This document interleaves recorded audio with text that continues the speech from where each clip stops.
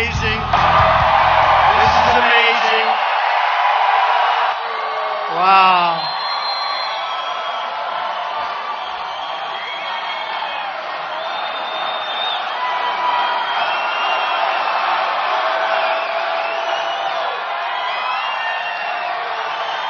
This is amazing. Thank you very much. And you know, Rochester's a special place. I've known it for a long time, and we're going to make it better, okay? We're going to make it better. I want to thank, before I begin, I have to thank some friends. Carl Palladino. All right, get him out of here. Boy, oh boy. Where do they come from? Where do these people come from? Where do they come from? Where do they come from? There's nothing like a Trump rally, folks. I want to thank Carl Palladino, James Howe, Bill Nojay, and Bill Rylick. Thank you, kids. Great job. Really great job. So let's talk a little bit about Rochester for a second, because we're here. We come upstate. I know what's been going on for a long time. This same group, including Carl and many others, they asked me to run for governor. Between you and I sort of said, I'm sorry, but I'm doing something else I didn't want to say. This is what the something else was. And I think it can have a lot bigger effect on upstate New York and on Rochester by doing what I'm doing than I could have even as governor. Although you would have been fracking by now, a long time ago, you would have been fracking, I'll tell you that. It is sad, though, when you go at the line and you see in Pennsylvania machines, boom, boom, boom, all the way up and down the line. And yet on the right of the line, we can't have those machines because they're bad for the environment. Okay, so explain it. We could have wiped out our debt in New York. We could have wiped out our debt. But, hey, we will get it straightened out, folks. One way or the other, we're going to get it straightened out. Here's some statistics. I just did this on the way up, and I wanted to do it. And I have a lot of friends that are here from this area, and they're hanging in there. They're not leaving. But in New York State, lost 3 out of 4 manufacturing jobs that existed in 1960. You know, when you think of that, 3 out of 4. Rochester, which is an amazing place with amazing people, which we see today,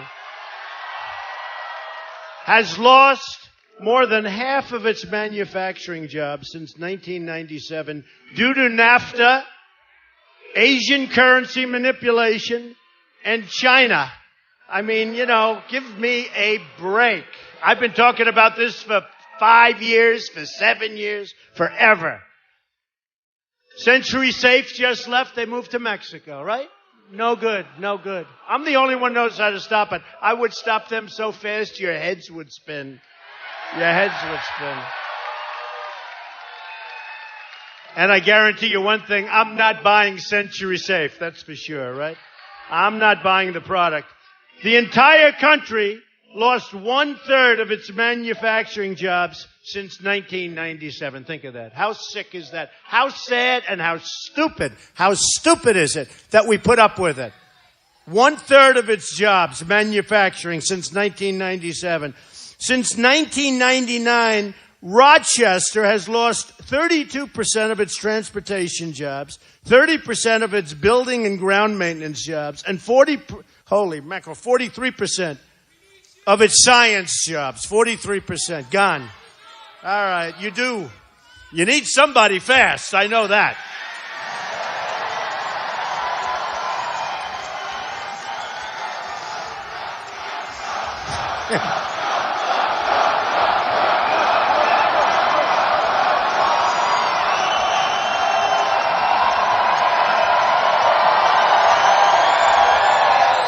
We're going to get it straightened out, folks. It's not even going to be that hard. Believe me, it's going to go quickly, a lot quicker than people think. They say, oh, he can't do that. I can do it. You watch. I'll just show you. It's going to go fast. I mean, how much longer do we have, right? How much longer? It's going to go fast. TPP, listen to this. That's the trade pact, which is a disaster. It will be worse for you, for Rochester, for upstate New York, for New England, for the entire country. It will be worse than NAFTA. It will be worse. Ted Cruz is totally in favor of it. Okay, think of it.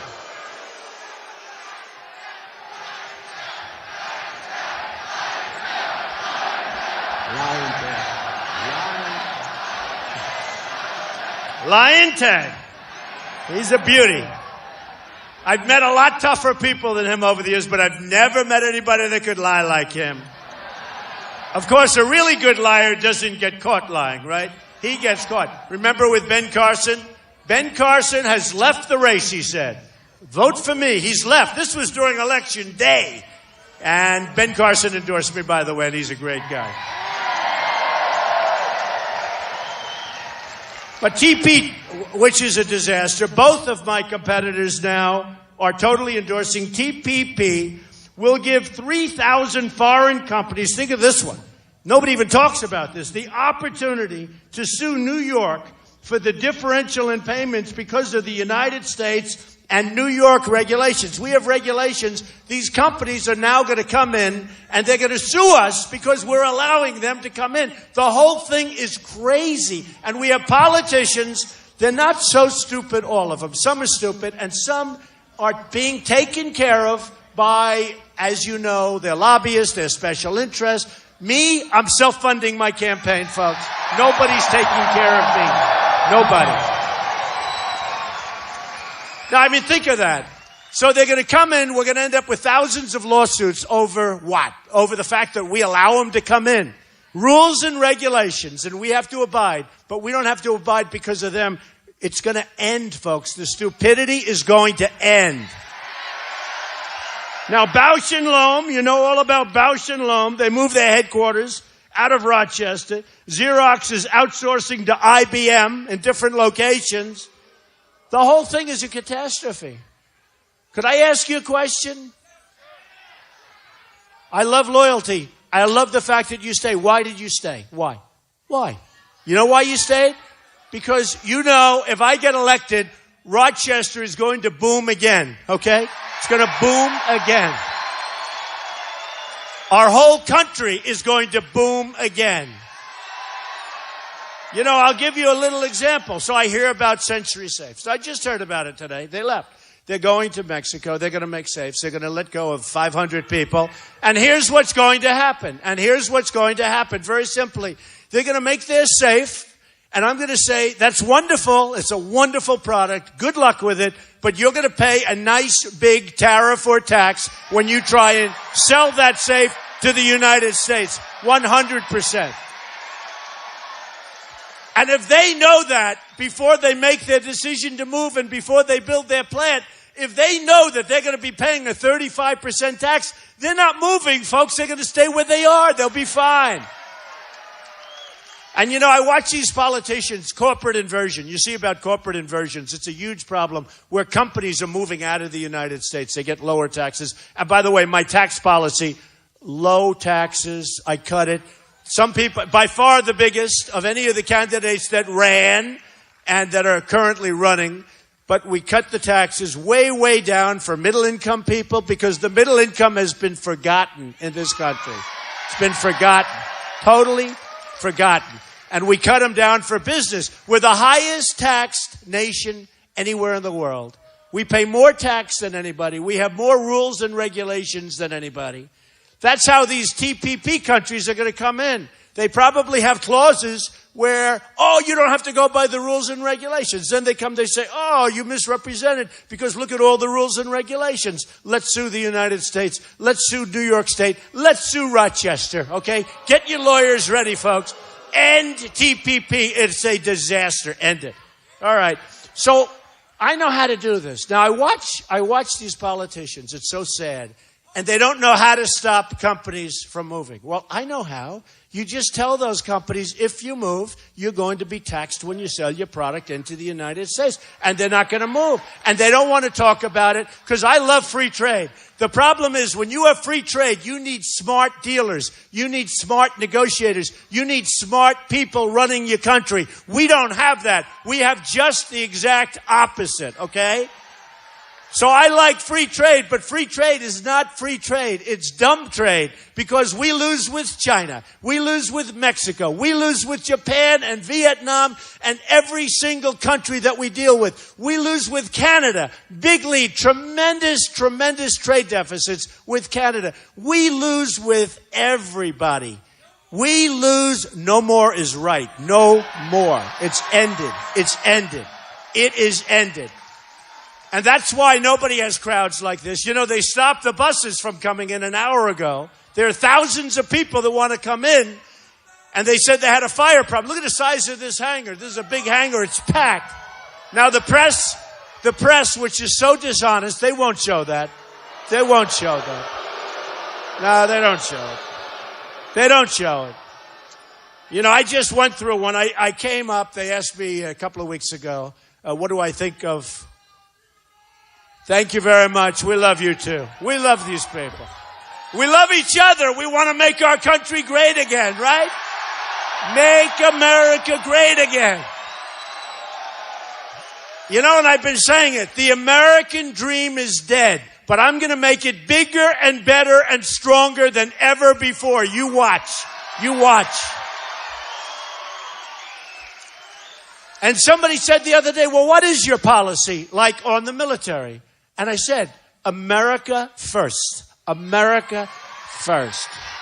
You know, the New York Times wrote a terrible misrepresentative story, which they always do. They've totally, you know, it's a failing newspaper. It's probably not going to live for another year. But they write such negative things just so, and they know it's wrong. They know it's wrong. They don't call for comment. They don't call for anything. Because I said, when we defend somebody, when we defend a country, we have to be reimbursed. You know, we defend Japan. We defend everybody. We're like the world's policemen. By the way, speaking of policemen, how great are the police today? How great. How great. And our firefighters are great. We love them. But they wrote a story and they leave things out. For instance, we defend Saudi Arabia. Who has more money than Saudi Arabia? They were making, before the oil went down, they were making $1 billion a day, okay? $1 billion a day. And we defend them. And we pay rent on places that we lease for our military. We pay rent. We take care of everybody. We take care of Germany. We take care of South Korea. We take care of Japan. We take care of everybody. And we're not reimbursed on a fair basis. So I said, whoop, do I hear some people over there? Oh, yeah. Oh. I hope so. Hey, camera, they're over there. Get over there, camera. The only way the cameras move is there's a disruptor. Then they move. Then they move. There is no rally like a Trump rally, and nobody gets the people. That I can tell you.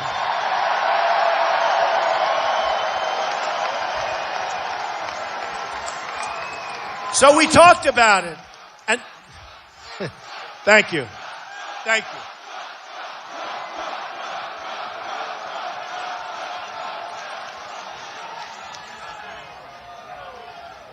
Ooh, I love these people. Hey, we're all in this together, folks. You know, we're all in this together.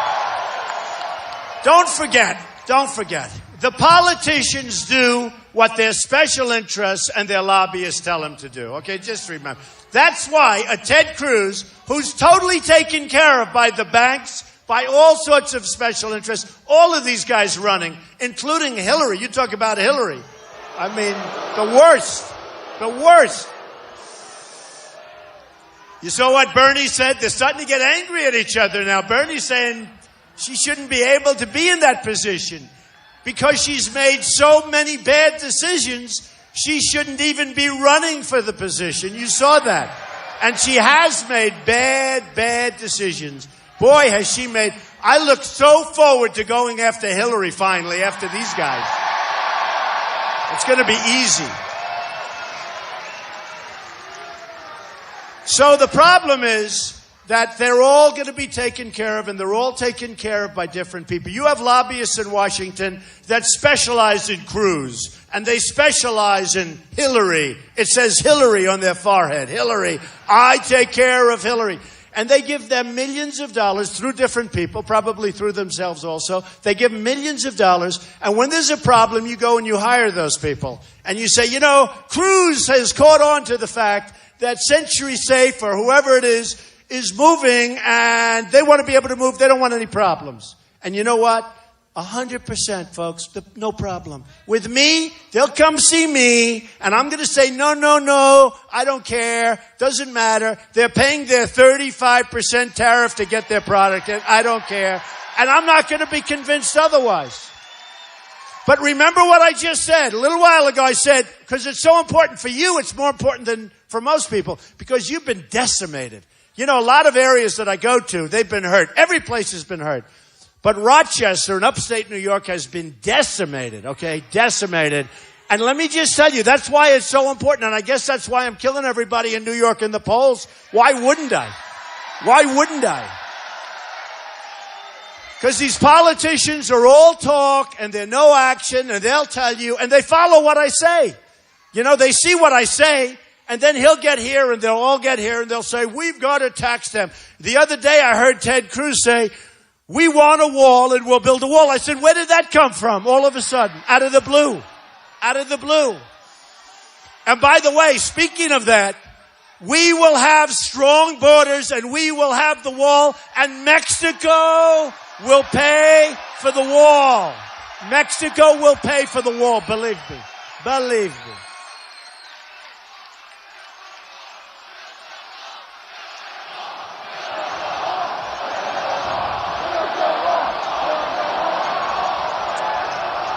See, we're in a really unfair system, folks. I told you, you've been seeing what's going on. And we're winning, and I think we should win before we get to the convention. I think we should.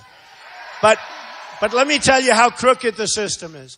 I go to Louisiana, worked hard, made speeches. I made a speech in a hangar just like this. It was packed. We had like 15,000, 16,000 people the night before the election.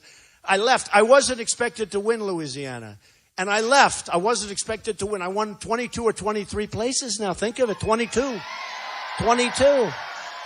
You ever see Cruz? He gets up. The only one that can beat Donald Trump, Lion Ted. The only one that can beat Donald Trump. And then he holds the Bible up high. But I've been winning with the evangelicals, which is incredible. I mean, they should, because they don't like liars. But do you remember in the debate where he said, the only one that beats Donald Trump is Ted Cruz. Okay, except for one problem. What's the problem? He said, I've beaten him 6 times. I said, yeah, but I've beaten you 18 times. And he went like, oh.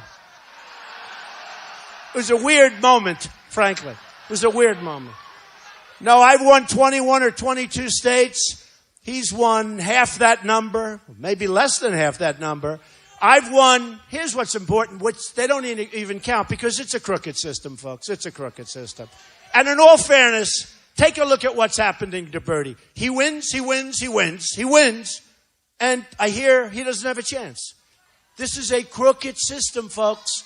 This is a crooked. I'm not a fan of Bernie. I couldn't care less. As far as I'm concerned, I couldn't care less about Bernie. But he wins, and he wins like me. I've won twice as much as Cruz. I've won millions and millions of votes more. People that have never voted are coming out to vote for Trump. People that are Democrats. The Republican primaries, it's up more than 70%. The Democrats are down 35%. Surprised me. But the Republicans, because of me, are up 70%, almost 70% from 4 years ago when we had a choke artist named Mitt Romney that should have won that election. No, he's a choke artist. But we're up 70% from 4 years ago. Now, every one of those people, if they try and do their little shenanigans, which is politics as usual, every one of those people that are all enthused, and look at all the people here today, and to think we had to stop the buses and thousands, please apologize to them. I'll come back. I'll be back a lot. But think of this. So I watch Bernie. He wins. He keeps winning. And then I see he's got no chance. They always say he has no chance. Why doesn't he have a chance? Because the system is corrupt. And it's worse on the Republican side. Because I'm up millions of votes on Cruz. Millions. I don't mean like I'm up by 2 votes. I'm up millions and millions of votes. I'm up by hundreds and hundreds of delegates. I go to Louisiana, I win Louisiana, and I say, isn't that beautiful? I love the people. I send them a note, thank you very much. I love you, Louisiana. Then I find out that I get less delegates than Cruz because of some nonsense going on. No, I'm telling you. And I say this to the RNC, and I say it to the Republican Party. You're going to have a big problem, folks, because there are people that don't like what's going on. You know, they don't like what's going on. I mean, I win the state of Arizona, and Cruz wins Utah, which is far less in terms of the number of delegates, right? And then I see Cruz, I won Utah. He doesn't talk about the fact that he got killed in Arizona by a landslide. We've got a corrupt system. It's not right. We're supposed to be a democracy. We're supposed to be, you vote and the vote means something, all right? You vote and the vote means something. And we've got to do something about it. Now, here's what's going to happen. We're doing fine. We should have won it a long time ago. But, you know, we keep losing where we're winning. Today, winning votes doesn't mean anything. This is the only time. Have you ever heard anybody say, other than me today, that Donald Trump has millions of votes more than Cruz? Okay? I have millions of votes more than Cruz. And nobody talks about that. Delegates, I have, I think, about 200, maybe more than that more. But it's not right, folks, because what they're doing, and whether it's me or whether it's Bernie Sanders, when I look at it and I see all these victories that I have, all these victories that he's got, and then you look at the establishment, and I want to tell you, it's a corrupt deal going on in this country, and it's not good. It's not good. And it's not fair. And it's not fair to you people. A reporter, a very fair reporter, just asked me, what do you think would happen if you didn't get it, Mr. Trump? You have all these people. They've never seen. By the way, this is a record crowd. They've never had a crowd like that in the history of this place. And that's with many thousands of people being turned away. The buses couldn't take them here because obviously you don't have any room. But with all of that, they said this is a record crowd, over 10,000 people. They've never had anything like this. And you know what, folks? You know what? They're taking your vote away. They're disenfranchising people that want to see America be great again. And politicians will never do it. They don't want to do it. They can't do it because their lobbyists and special interests are saying, we're not going to let you do it. It's no good. And we've got to change the system. And it's got to change fast. So I think we're going to be fine. We're doing really well. But we've got to have a system where voting means something. Doesn't it have to mean something? Okay? So Rochester, listen to this beauty. Rochester lost 90,000 jobs since 1970, 4,000 jobs in the last 6 months. 4,000 jobs in 6 months. Don't leave. Don't leave Rochester. I'm telling you, I will bring it back so fast. Oh. And then they have the Rochester unemployment rate is higher than the state and all of that stuff. I mean, it's really a sad situation. So we're going to make the greatest trade deals ever made by any country. I'm good at that stuff. That's what I do. I built a great company, tremendous assets, some of the great assets of the world, Doral, Turnberry, great buildings all over the place. And you know, it's funny, when I put my papers in, everyone said, well, he won't file. You know, nobody knows because I'm private, so nobody knows. So I put the papers in. The press goes there. They were so devastated to see how great. And I'm not bragging about it. I'm just saying that's the kind of thinking the country needs now. They need thinking like thinking. They need smart thinking. Built a company with some of the greatest assets in the world, but tremendous cash flow, very, very low debt. And people haven't seen anything like it. And it's, you know, it's phenomenal. And all filed. They all said, well, maybe he'll take a long time to file. I didn't take a long time. I actually filed ahead of schedule. In fact, if I wasn't going to run, I probably would have filed anyway because it's a form of bragging. That's how good the company is, okay? I think I would have filed anyway. But I made the decision to run. And the reason I did was I had just had it. I watched the Iran deal being made, which now turns out to be a disaster. And I could have said it was a disaster when they started negotiating with infinity years. Did you ever see a deal take so long? Okay. Now, Kerry did not read The Art of the Deal, by the way. Kerry is an incompetent negotiator. Barack Obama is an incompetent.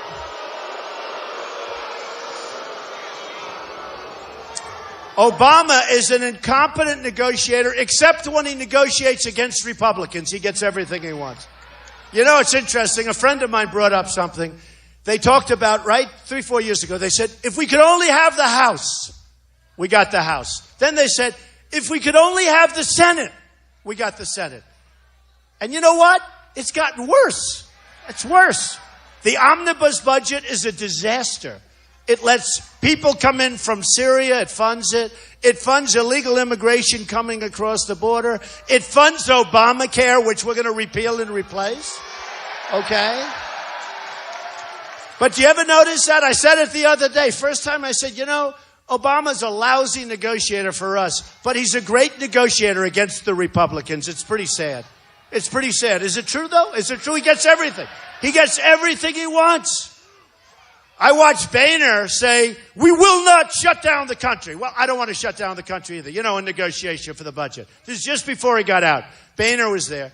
And he said, we will not shut down the country. Now, he may believe that, and I believe it. Certainly, I don't want to do it either. But why do you say that? Why do you talk about it? Now, once he said that, I said, now the Republicans can't make a good deal. Because he gave away all the cards. Once he said that, I don't want to shut down the country. For the press, I'm saying this. Because, they'll say, Trump wants to shut down the country. It was amazing. So I got to finish the story about the Times. So the Times, which is totally dishonest, a total piece of garbage. That, the Washington Post, how about that stupid Boston Globe? It's worthless, sold for $1. Did you see that story? The whole front page, they made up a story that they pretended Trump is the president. And they made up, the whole front page is a make-believe story, which is really no different from the whole paper for the whole thing. I mean, the whole thing is made up. And I think they're having a big backlash on that one. Here's a paper that the New York Times spent $1.3 billion to buy. They spent hundreds of millions of dollars on losses and operations. They recomputerize it. They spent a fortune. Let's assume they're in for $1.5 billion.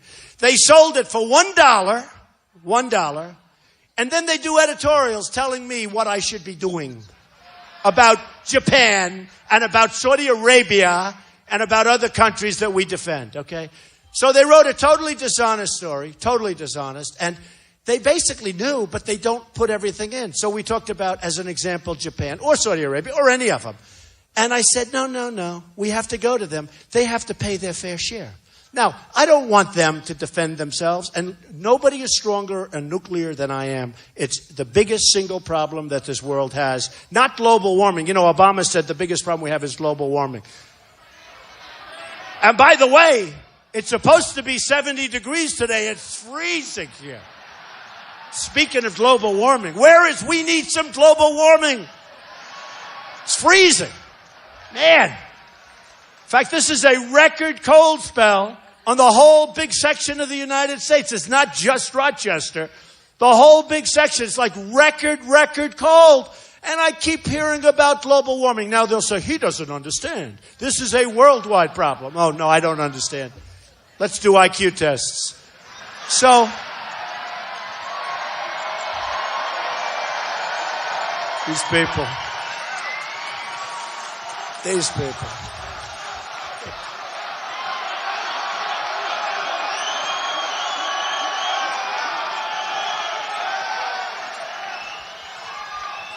So I said basically, no, I want to defend Japan and other countries. In South Korea, we have 28,000 soldiers on the line between the maniac in South Korea, North Korea, and we have 28,000 young, brilliant, beautiful, wonderful soldiers that are in harm's way, that we love, that parents love, and they're very nervous. And we have this guy over there talking nuclear, talking everything else, and talking about, you ever see his armies? They're very big. And we have our people over there. And we're not properly reimbursed, okay? And Japan is not properly reimbursing. And Saudi Arabia, again, $1 billion a day. What are we doing, folks? They got to take care. If we weren't in Saudi Arabia, if we weren't protecting them, they wouldn't be there for 1 week, believe me, not 1 week. And yet they make the money with the oil. And by the way, this has nothing to do with Saudi Arabia. I have so many friends from Saudi Arabia, so many friends in Japan, so many friends. I have buildings in South Korea. But you know what? What's fair is fair. I'm more interested in our country. These are countries that are behemoths. Economic Germany, it's an economic behemoth. By the way, even though she is in the process of destroying Germany with immigration, destroying it. Do you know that she was Person of the Year and I would have gotten it if she didn't get it? And now they're saying, I think we made a mistake in picking Merkel. We should have picked Trump. Time magazine. Who cares? I've been on the cover of Time magazine a lot lately. You know what they're doing? The reason I've been on so much is because it's a movement. What we have going is a movement. Now they're trying to subvert the movement. They can't do it with bodies. They can't do it with people because they don't have near the people that we have. So what they're trying to do is subvert the movement with crooked shenanigans, all right? And we're just not going to let it happen. We're not going to let it happen. We can't let it happen. Because we can bring this country back so fast, so fast. There are so many forces against us. They've been against wage earners for forever, it seems. But 17 years, people have not had an effective wage increase in this area. 17 years they haven't had. And then you wonder, why are they angry? In fact, a writer came to me and said, Mr. Trump, are you angry? I said, no, I'm not angry. I know what's fair. Well, your people are angry. I said, no, they're not angry. They're not angry people. You're not angry people. But you're tired and you're sick of watching the stupidity and the thefts, and you're watching the world take our country away from us, and that's exactly what's happening. Exactly.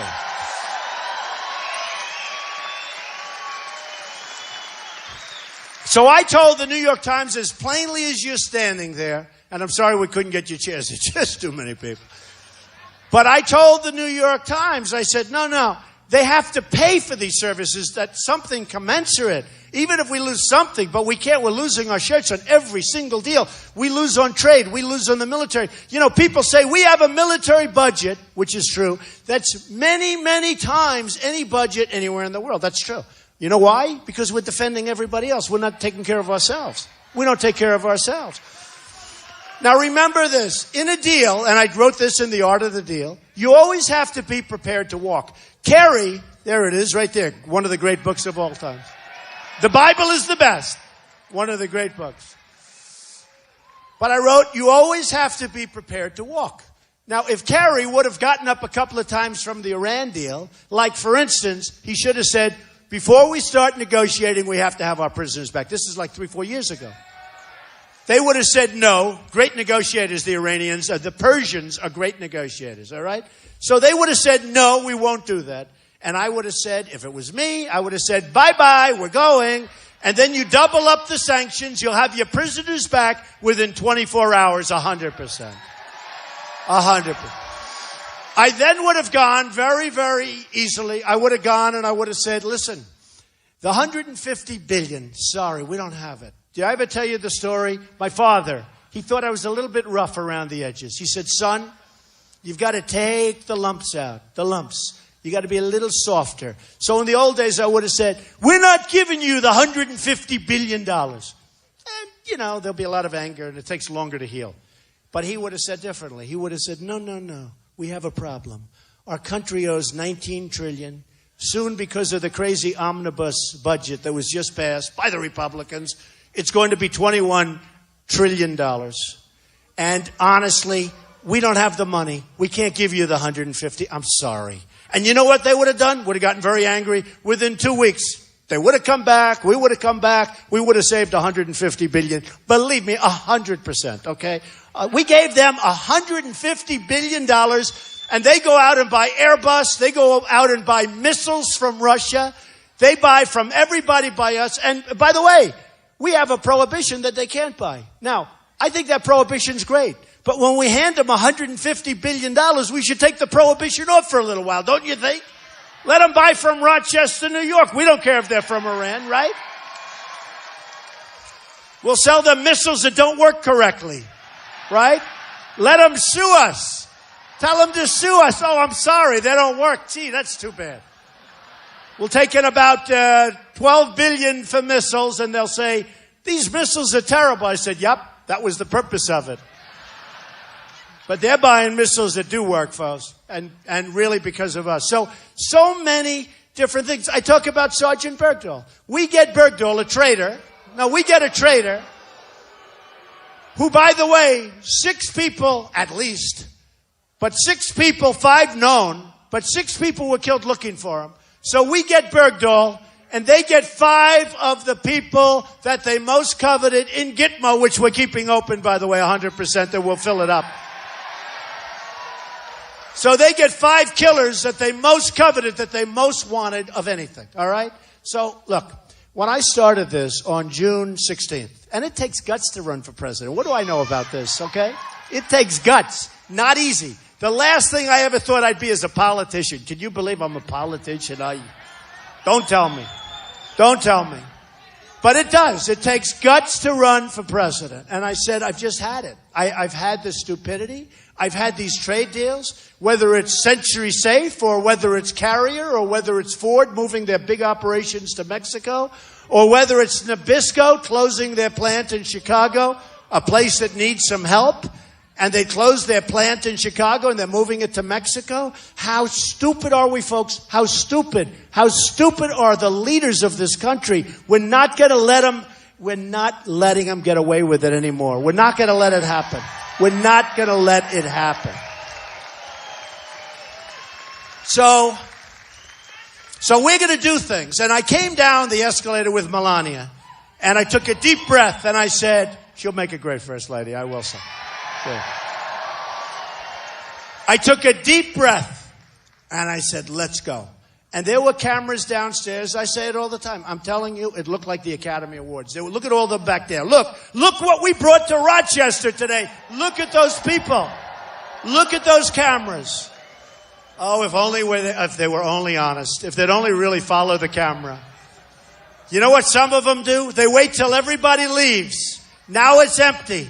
And then they'll say, we're here at the arena where Donald Trump... And everybody looks and they see this big empty space. They don't show it like this. They are really, really bad, dishonest people. But that's okay. You know, after a while, you learn to live with it, okay? To finish up one thing, and then I'm going to tell you where it started and where it's going, and then we're going to have a quick thing, and then I'm going to just tell you one thing. We're going to start winning again. We're going to start winning again, folks. So when I talked about to the New York Times, when I talked about defense and this and that, I talked about they have to pay. And if they don't pay, well, we have to be prepared to walk. So they said, well, would you walk? Well, we may have to be prepared because we cannot continue to go on with this where we're defending Japan. We love Japan. I have many friends in Japan. Love Mexico. Many friends in Mexico. Have thousands of people working from me, Hispanics. And in Nevada, when I had the poll, I won Nevada, the state of Nevada, in a landslide. They did a poll of Hispanics. I won the Hispanics by a lot. Okay? They're great. But their leaders are too smart for us. Their leaders are too cunning for us. What happens, though, is when I talk about any one of the countries, let's say Japan, I say, no, they have to take care of us. We can't continue to lose the kind of money that we're losing defending all these countries that, by the way, are making a fortune. Look at the cars that come pouring into this country from Los Angeles. You go, the largest ships I've ever seen. They're loaded up with cars from Japan. They come pouring in. And in fact, Obama said the Japanese are very worried about the rhetoric of Trump. They should be worried, honestly. They got to pay. They got to pay. And we don't mean, I'll tell you what, I would bet that I will get along better with Japan than Obama does. And they rip us off. We'll treat them very fairly. I want to treat them fairly. I'm going to treat everybody fairly. Look at China. $505 billion yearly trade deficit. And they go and build a massive military complex in the middle of the South China Sea, which they're not allowed to do. And we don't do anything about it. We have so much power over these countries because of the power of trade. And we don't know it. We have leaders that don't realize that we have power. So with Japan, with any of them, but with Japan, I'd say very nicely, listen, we need help. You got to take care. We don't want you to arm. But you know what? You have to be prepared. You have the maniac. Japan is concerned about him. You know, there is a school of thought that Japan would be better off taking care of him and let us sit home and watch it on television for a change. Does that make any sense? I mean, you could make the case. You know, we have now 9 countries that are nuclear, right? 9. So they say, oh, Donald Trump. And now here's the thing. So I said, no, I'd negotiate with them. I'd be prepared to walk, but I'd negotiate with them, and they have to pay a lot more money, and they have to, we got to get our house back in order, right? So I said, I would prepare, and I'd much rather take care of them. They have to pay us, but I'd much rather take care of them. But I would be prepared. The question was, well, would you walk? Yeah, I'd be prepared. So I have these phony stories come out in the Washington Post, which is, by the way, a total rag. What a rag.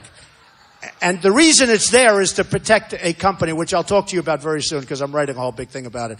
The owner of the Washington Post, do you know what he owns? Amazon. Do you know how little tax Amazon pays? So he uses the Washington Post to protect Amazon from taxes. Okay? That's all it is, folks. And they go crazy. They write on average like 8 stories a day on me. I have so many stories I can't even read them. I can't even read the good ones when they happen, which is seldom. And the New York Times, I'm telling you, the Washington Post was purchased by a guy. It was a loser. Losing money, hand over fist. The Washington Post was purchased by the gentleman that runs and has a big stake in Amazon, right? You know his name? Correct, Bezos. You know his name. So now he uses that as a political weapon because he doesn't want to pay tax at Amazon. That's all it is, folks. It's so simple. It's so simple. And every time they hear me say it, now watch, tomorrow I'll have 15 bad stories in the Washington Post. And all I'm doing is wanting to protect you, folks. I get it. I understand it. I get it. So don't worry about them. You know what? Their voices aren't strong enough. Just kidding. Their voices are so weak.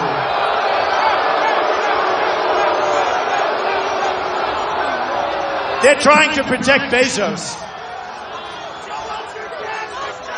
So the story comes out in the New York Times that basically Donald Trump wants to see an armed Japan.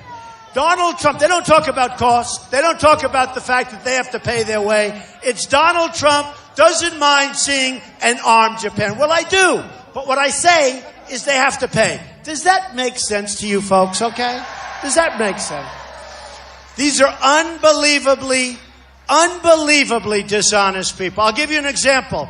We had one guy up front. He raised his hand. He said 2 words. We had that person in the back who said a couple of words. Tomorrow the headline will be major protest at Trump rally. There's no protest. We got 10,000 people. We turned away 5,000 or 6,000, unfortunately. And with all these people, we had 2 people raise their hand. Tomorrow the headline won't even be about defending Japan. It will be about Trump had a protest. Let me tell you, our rallies are the safest rallies of anywhere. The safest. We have the safest rallies of anywhere.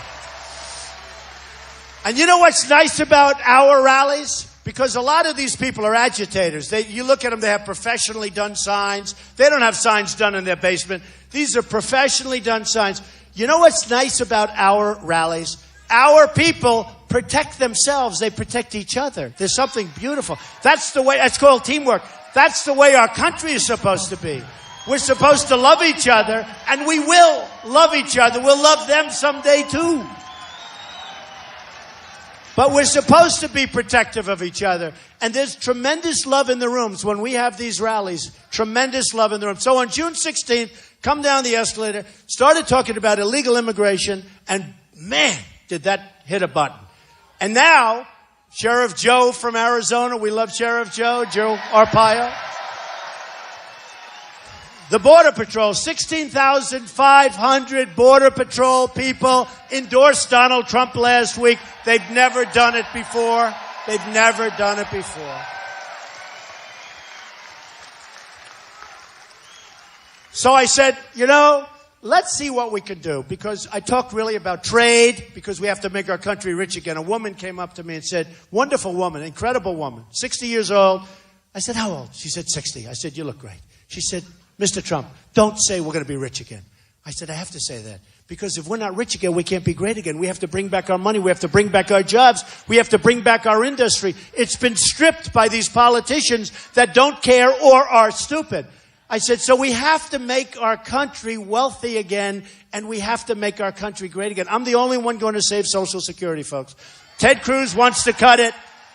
Everybody wants to cut it. I'm the one person because I'm going to bring our jobs back. I'm going to bring our wealth back. And believe me, a lot of those jobs are coming back to Rochester. Believe me, there's going to be incentives and they're coming back to Rochester. A lot of the jobs. Just remember I said it. Remember I said it. So here's the story. So I said on June 16th, I talked about trade and I talked about the border.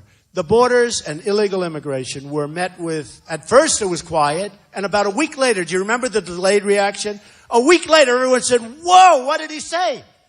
They were all saying, what a good speech that was. A week later, all of a sudden, they just went after me. And I said, wow, now everybody's saying I was right. They're all saying I was right. I also said we have to be extremely careful with radical Islamic terrorism. And we have to look at the Muslims, and we have to do something. We cannot stand by and be the stupid people while our country is destroyed. You see what's happening in Germany with the crime. You see what's happening in Sweden where they have a small little section. You see what's happening in Brussels. Now in Brussels, a number of weeks ago, I said Brussels is a hellhole. Before the accident, before the horrible tragedy, I said Brussels is a total hellhole. Now, I knew Brussels from many years ago, one of the most beautiful cities in the world. But a couple of months ago, I made the statement, Brussels is a hellhole. The New York Times wrote a story. How dare Donald Trump say that? How dare? Then the blow-up happened. Now they're all saying Trump was right again. It's amazing, right? It's amazing. No, we're right. I'm right. I wrote in my book, in the year 2000, The American We Deserve, I wrote in the book, the year 2000, right? I talked about Osama bin Laden. So one of the television hosts didn't believe it. They brought the book into him. He said, wow, Trump was talking about this 2 years before the World Trade Center came down.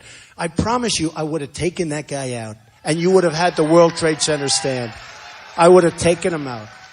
I do know. I'm the one that talked about take the oil, right? I said, don't go into Iraq. It's a mistake. And I said it. Don't go into Iraq. I was against going into Iraq. But once we were there, you couldn't get out the way Obama did it. And he gave us an exact date. We are leaving on an exact date. And the enemy sat back and they said, wow. They didn't believe him. They thought it was a camouflage of some type. They didn't believe him. They said, wait a minute. He can't be that stupid. He's given us a date. He's given us a date.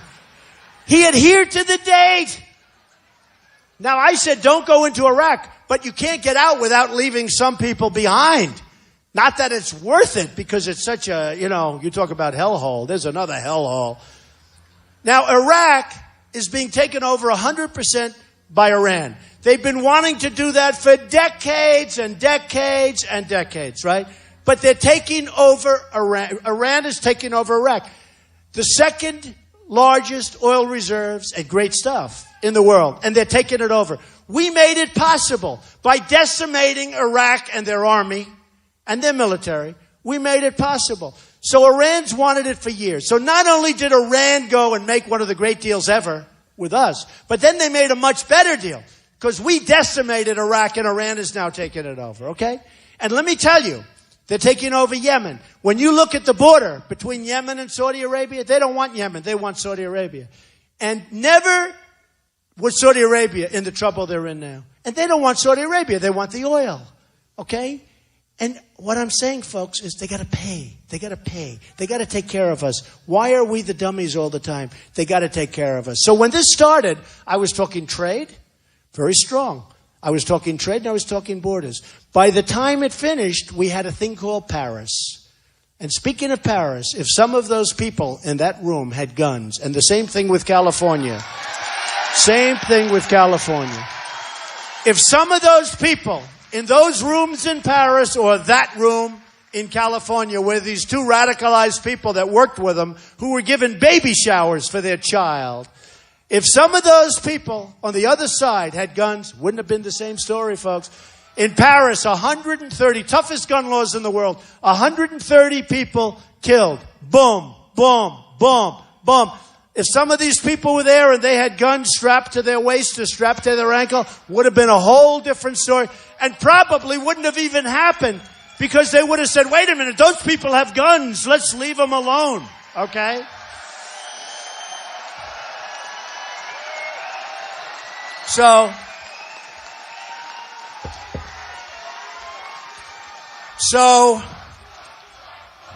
Thank you.